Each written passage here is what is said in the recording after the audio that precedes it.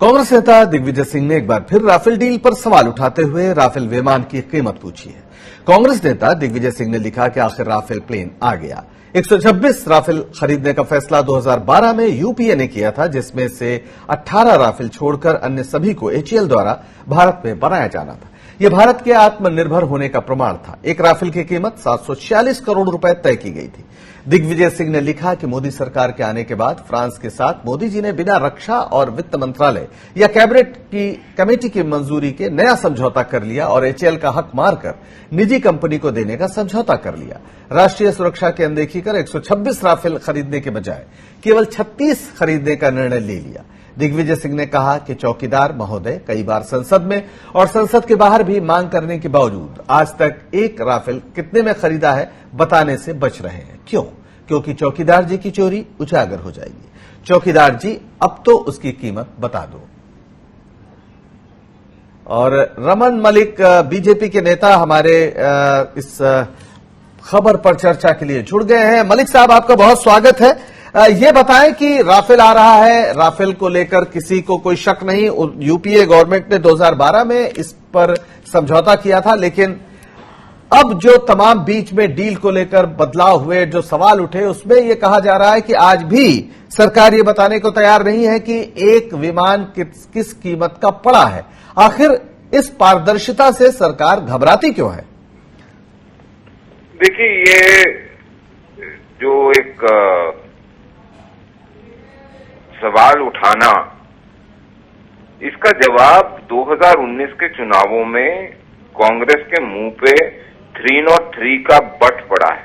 303 पुरानी एक पुलिस के पास एक होती थी बंदूक, उसका बट बड़ा भारी माना जाता था उसका।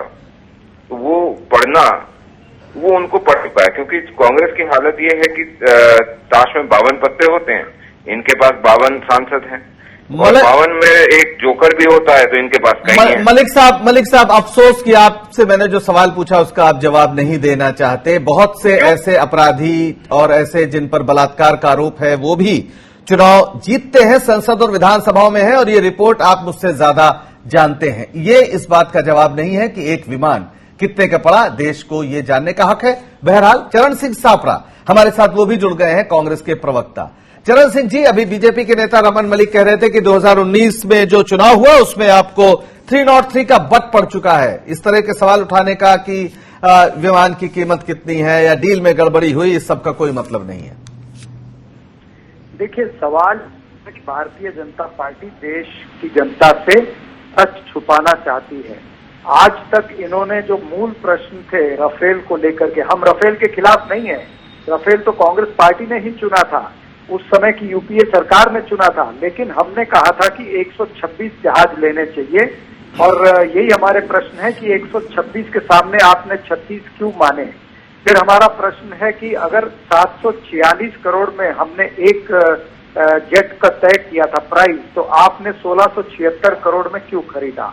फिर तमाम सारी आपने कॉस्मेटिक चेंजेस जो की हैं, इसमें आपने प्रोक्योरमेंट प्रोसीजर को टाला, आपने कैबिनेट कमेटी ऑन सिक्योरिटी को टाला, और ये आक्षेप मात्र कांग्रेस ने नहीं उठाए, सरकार के सिस्टम में जो लोग थे, सेक्रेटरी भी डिफेंस के, उन्होंने भी ये आक्षेप उठाए थे, प्रश्न उठाए थे।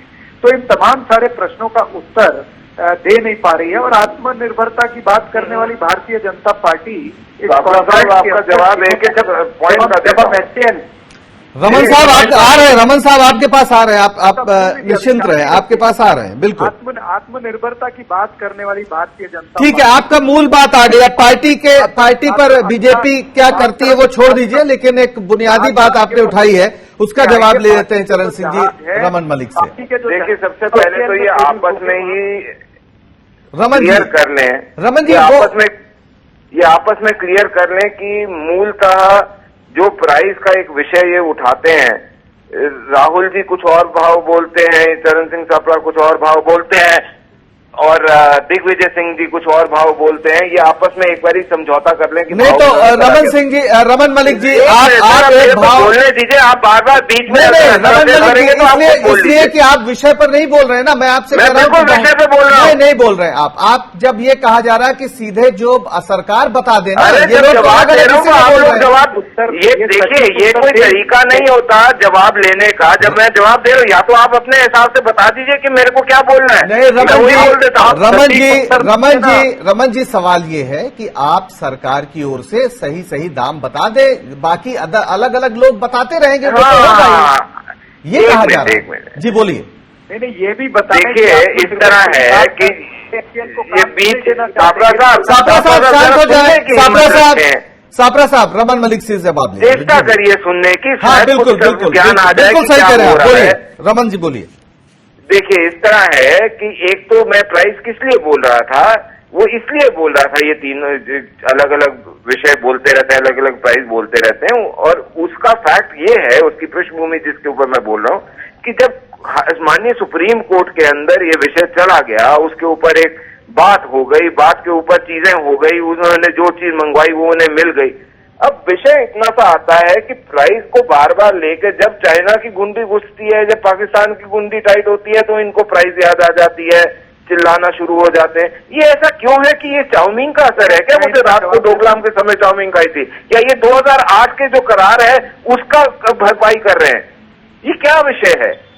आपको पूछना चाहिए इनसे कि ये 2008 का जो करार है उसके अंदर लिखा हुआ था कि जो चाइना को चाहिए होगा, जो चाइना पाकिस्तान के लिए चाहेगा। छोटी सी टिप्पणी, चरण सिंह जी, 2008 का करार है, आप उसको भूल गए? छोटी सी टिप्पणी, समय नहीं है, जल्दी से बताइए। देखिए, छोटी सी टिप्पणी ये है कि राफेल आया है, कांग्रेस पार्टी उसका स्वागत करती है, और मुझे लगता है कि अब प्रधानमंत्री का भी मनोबल बढ़ गया होगा। कम से कम अभी तो चीन का नाम ले लें, चीन का नाम ले। चलिए, अब आप राजनीतिक बयानबाजी शायद न हो, सीधी सी बात है कि पारदर्शिता इस देश का एक कानूनी मसला भी है। बहरहाल लंबी बहस हो चुकी है इस पर। आप दोनों का बहुत बहुत शुक्रिया।